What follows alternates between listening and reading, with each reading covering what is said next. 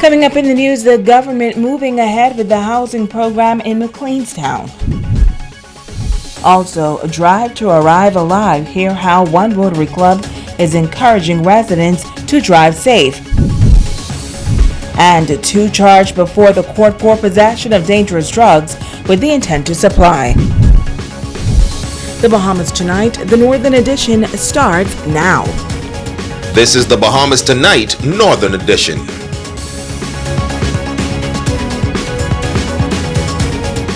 Good evening, Bahamas. I'm Shoshina Rowe-Farkas, and as always, it is so great to have you with us.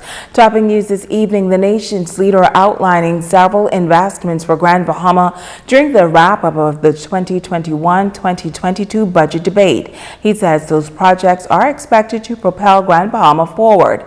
The PM admitting, though, that a number of promises were made to the people of Grand Bahama, but says they were hampered by Hurricane Dorian and the COVID-19 pandemic. Nonetheless, he is assuring Grand Bahamians that the government is working tirelessly to restore hope to this northern island. Natalia Hall reports. Those investments announced by the nation's leader, Prime Minister, the Most Honorable Dr. Hubert Minnis, includes a combined investment by Carnival and Royal Caribbean for the Grand Bahama shipyard worth some $350 million. He says this investment will result in employment opportunities for Grand Bahama. The Discovery Bay project was announced as well. The project that will be developed by the Weller Group is expected to exceed $100 million. Additionally, Doctors Hospital is set to begin works on a hospital project in Grand Bahama. Work on this new private hospital will begin this year and is being done in partnership with Cleveland Clinic. The Prime Minister admitting that the Grand Lucayan sale for a $200 million hotel and cruise port project with Royal Caribbean and the ITM Group have been delayed because of Hurricane Dorian and the COVID-19 pandemic.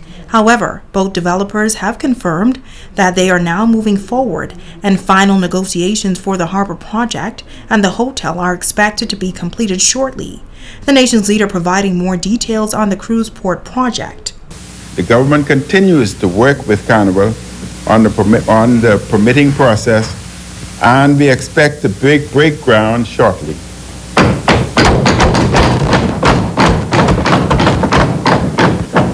This year's budget includes $19 million for the Rand Memorial Hospital 4-story expansion. This is in addition to the new pharmacy, the new medical surgical unit, the new maternity ward, the new operating theaters, the new infectious disease wards, the new cafeteria, the new ICU, and the new children's ward that were completed under Phase 1. Work continues on the runway at the Bimini International Airport. The nation's leader says the cost of that project is some $5.6 million. He says the budget includes $1.9 million for the construction of a new school for East Grand Bahama as well. It also includes $4 million for a microgrid for East Grand Bahama that is set to commence this fiscal year. We are reconstructing approximately 8 miles of road in East, Central, and West Grand Bahama. And the works will cost approximately $6.1 million. Western Medical School has already begun construction of the new medical school facility on Grand Bahama. Now that project is worth some $100 million. Initial construction for the first phase, worth $33 million, has already begun and is expected to be completed by December of this year. Phase 2 is slated to begin in January of 2022 and to be completed in December of next year. Prime Minister Minnis says the airport in the Berry Islands is almost complete. Now, recently, the government acquired the Grand Bahama International Airport.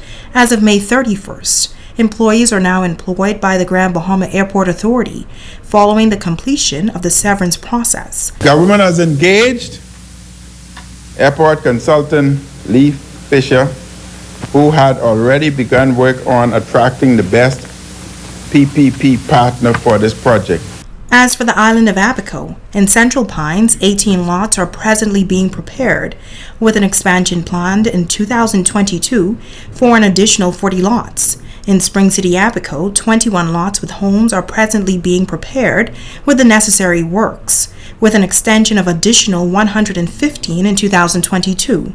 And on Grand Bahama, the government has made the decision to proceed with the McLean's Town housing project.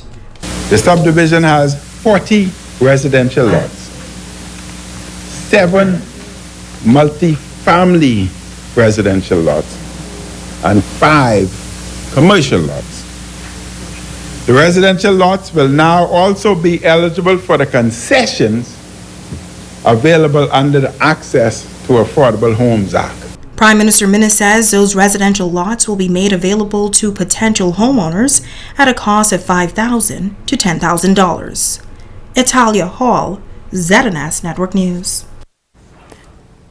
The Disaster Reconstruction Authority says Grand Bahama and Abaco will be given priority when it comes to available resources. In a statement issued on Sunday, the DRA notes that they recognize that the needs in Abaco and Grand Bahama are pressing and will work to ensure that the islands of Abaco, including the Keys and Grand Bahama, are fully reconstructed.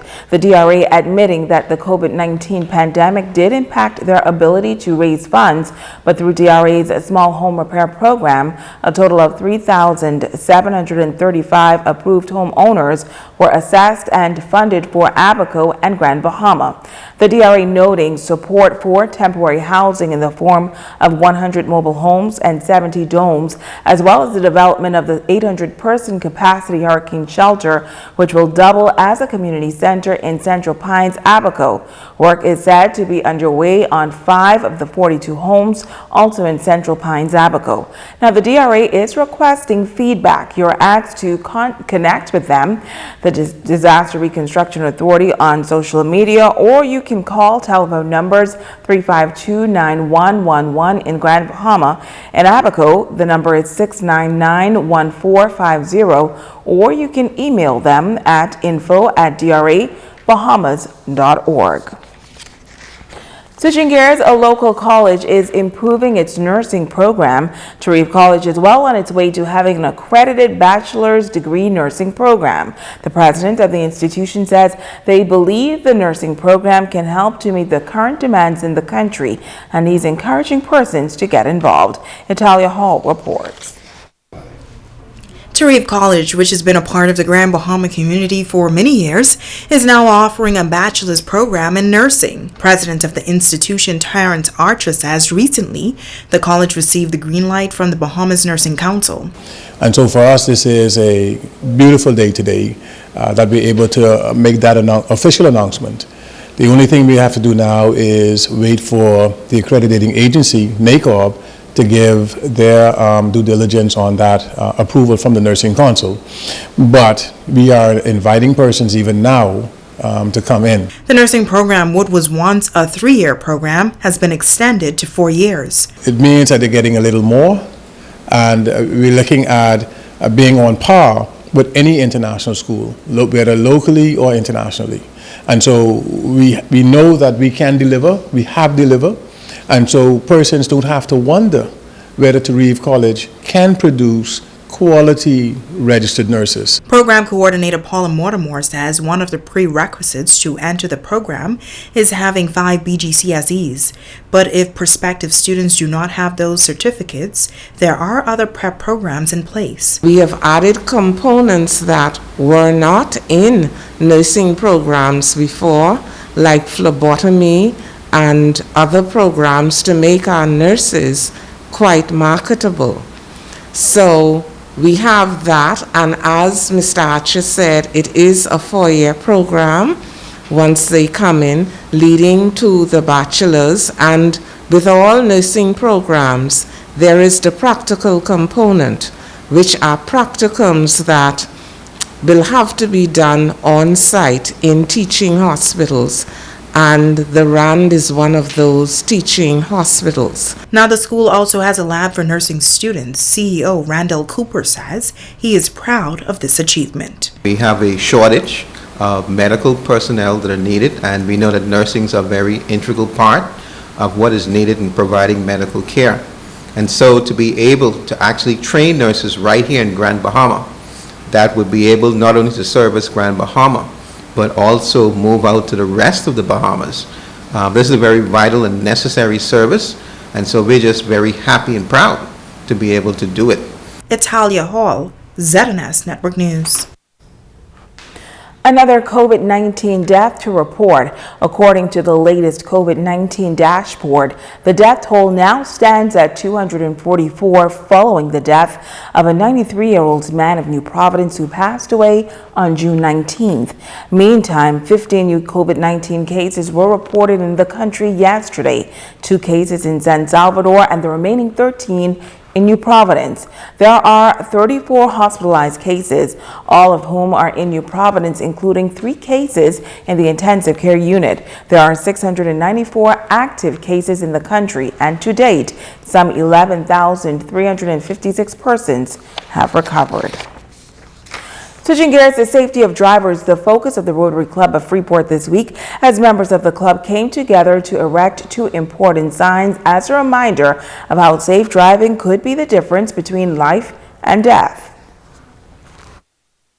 One traffic accident or fatality is one too many, and in recent time, Grand Bahama and Abaco have experienced their share of losses as a result of traffic mishaps. But President of the Rotary Club of Freeport, Othniel Pinder, says they made it a pledge to erect 2 signs on Grand Bahama that reminds motorists why they should drive to arrive alive.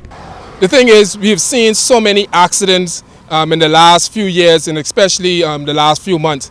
And just recently we had claimed the death of a young lady. And we've always heard the policeman say speed is a factor.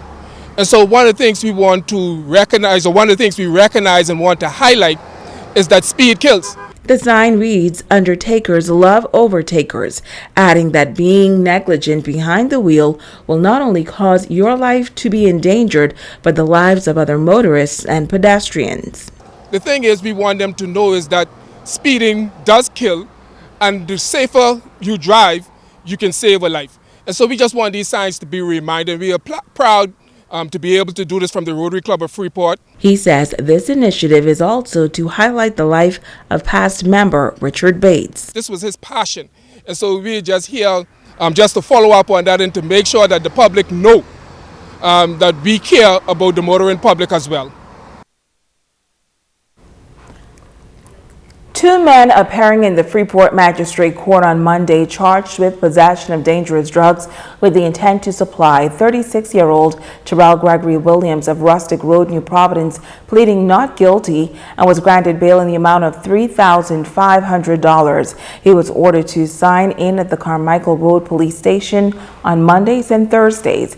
His co-accused, Roland Jackson Strawn, age 38, of Robinson Road, New Providence, also pleading not guilty.